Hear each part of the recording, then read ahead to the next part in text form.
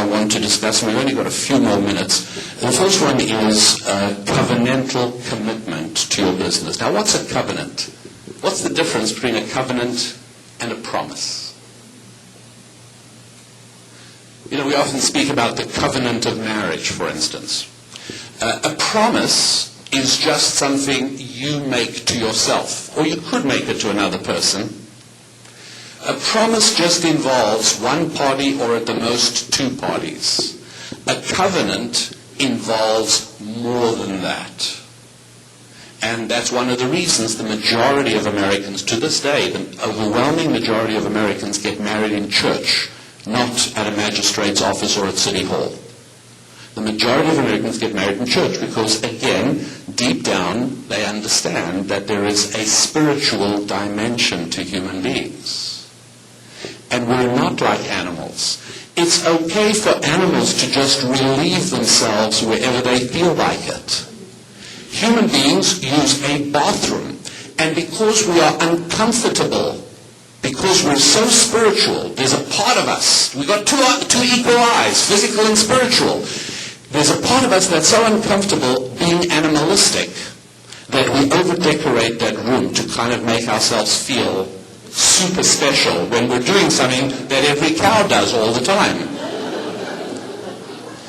And that would explain why we don't slide poor Aunt Agatha into a big black garbage bag and put her in the alley so the city can pick her up on Tuesday, because when animals die, they lie in the alley till the city comes by on Tuesday. We want to recognize that we are not just physical. Animals are purely physical. People are not. And that will be true for as long as it takes for cows to do ballet. When you show me a group of cows in the meadow doing a bovine ballet to entertain the other cows, I will say to you, Lapin was wrong. I wasted your time that Thursday afternoon in Port Orchard. I guess there just isn't such a thing as spiritual, and animals and people are exactly the same. But until cows do the ballet, you would be wise to re-examine your professional and business lives in the context of the spiritual needs of human beings. Have you any idea what you would have said had somebody come to you 20 years ago and said, I've got this great idea, my name's Howard, and I'd like you to invest in my company. The idea is that, it costs about 7 cents to make a cup of coffee. Bit of paper cup, some hot water, some beans. I got this great idea. We're going to charge $3 for the cup of coffee. What do you say? You in it with me or not? I suggest that not a single one of us would have given Howard a penny of our money, because it's such a dumb idea. In that case, how come they're opening another 1,000 Starbucks in the next few months around the world? Because we human beings are as much spiritual as we are physical. And a cup of coffee is not about a cup of coffee. It's about an experience that we get and a feeling we get at Starbucks. Mr. Wilson had the genius idea of the Holiday Inn. It was the first chain hotel. He said, I think people will pay a little more to be able to know exactly what they're going to get when they walk into their room, because we'll make every single Holiday Inn room the same as every other one. Come on, a pile of hay in the corner is all you need, a place to lay your weary head after a busy business trip. What do you need a Holiday Inn room for? Do you really need a piece of paper across the toilet that says sanitized for your protection? I mean, is that important? Do you really need exactly the same picture glued to the wall above the bed in every single hall? Yes, you do. Familiarity is a spiritual need of human beings. It's not a physical need. I go to McDonald's, or I would if it was kosher, but McDonald's attracts people. McDonald's attracts people because it's predictable. Animals do not need predictability. Animals do not need the comfort of familiarity. Animals need a certain amount of proteins and a certain amount of calories every day. That's it. Human beings have spiritual needs, not just physical needs. That's the key thing that we have to understand. And so when we make a commitment, a covenantal commitment to our business, what we're saying is that this business is my priority. How many priorities in your life, sir?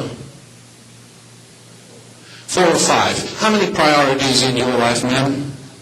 About the same. Everybody got about 4 or 5 priorities? I've got news for you. There's 700 priorities. Let me give you a major step on the road to success. The word priority doesn't exist in the plural. Think about it for a moment. Priority means something that is more important than anything else. As soon as you tell me you have 4 priorities, you really are telling me you have none. Is it any wonder that your time management is in chaos? 700 priorities? That's just hilarious. Yeah, of course.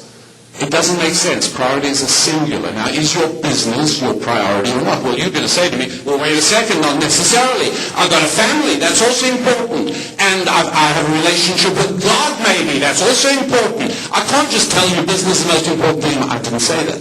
I said have a covenantal relationship with your business. And that means that everything else that is what you would have called up till today a priority in your life becomes part of your relationship with your business. How well does your family understand what you do for other human beings? And by the way, that's what we ask each other when we sit next to people on a plane. We don't really say, what do you do for a living? Because that's a very selfish way of putting it, although we may phrase it that way. What we really are asking to a person is the most exciting thing about any other human being. How do you help your fellow human beings? And the answer might be, I provide them with, I sell them real estate, I fix their teeth, I fix their plumbing, I fix their legal problems, I'm an auto mechanic. That's how I help other human beings. Does your family really understand what you do for a living? Does your family understand how you help other human beings? Do your children understand how you help other human beings? And when they do, you can make them part of your business covenant. And so it is also with your relationship with God. That's part of it. But if you have a covenantal relationship with your business, then you really are able to make business your priority through which your God is served and through which your family is served as well. But you can only have one priority. And it is entirely appropriate that the children of a loving God should be preoccupied with his other children. We call it, in English, customer service. And it's always fascinating to me that it's exactly the same word we use for a worship service. Think about it. What happens? I've noticed this over and over again. What happens when you walk into Nordstrom? You sit down, you want a pair of shoes. Great customer service. Notice what the salesperson does.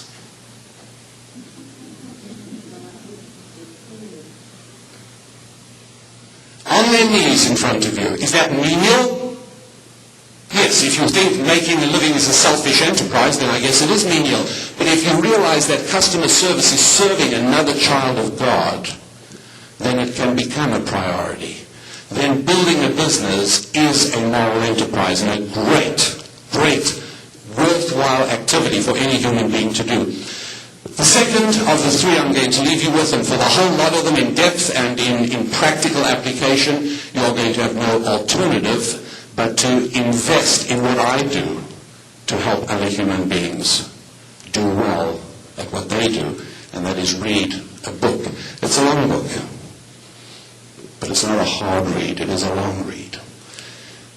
It's 10 principles of creating wealth with the exercises that you have to do.